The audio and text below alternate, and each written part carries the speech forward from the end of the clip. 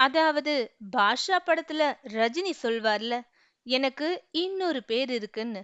அது மாதிரி இவருக்கு இன்னொரு பெயர் உண்டு. அதான் அசோகன். அந்தோணி அசோகன். அந்தோணி என்ற அசோகன் பிறந்து வளர்ந்து படிச்சது எல்லாம் திருச்சியில. டிகிரி முடிச்சிருக்காரு. டிகிரி வாங்கின கையோடு நம்ம எல்லாரையும் 100 டிகிரி செல்சியஸ் ஹீட்ல வாட்டி நடுங்க வச்ச வில்லனா நடிச்சிருக்காரு. இவ்ளோ பெரிய வில்லன் முதல் படத்துல நடிச்சத பார்த்தோம்னா சிரிச்சிருவீங்க. ஔவையார் படத்துல சின்ன ரோல்ல நடிச்சிருப்பாரு. அதுக்கப்புறம் கப்பலோட்டிய தமிழன் படத்துல கலெக்டரா துரையா நடிச்சு நம்மள பயமுறுத்தியிருப்பாரு.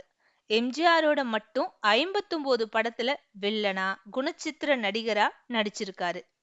பாக்தாத் திருடன் படத்துல ஆரம்பிச்சு அப்புறம் வேண்டாங்க, லிஸ்ட் பெருசா போயிட்டு இருக்கும். உலகம் சுற்றும் வாலிபன் படத்துல நல்ல ரோல்ல நடிச்சிருப்பாரு. 60 70கள்ல இவர்தான் நம்பர் 1 வில்லன். எப்படி நம்பியார பொதுமக்கள் இயல்பு வாழ்க்கையில வில்லனா பார்த்தாங்களோ அதே மாதிரி இவரையும் வில்லனா பார்த்தாங்க. இவர் ஒரு நல்ல பாடகன்.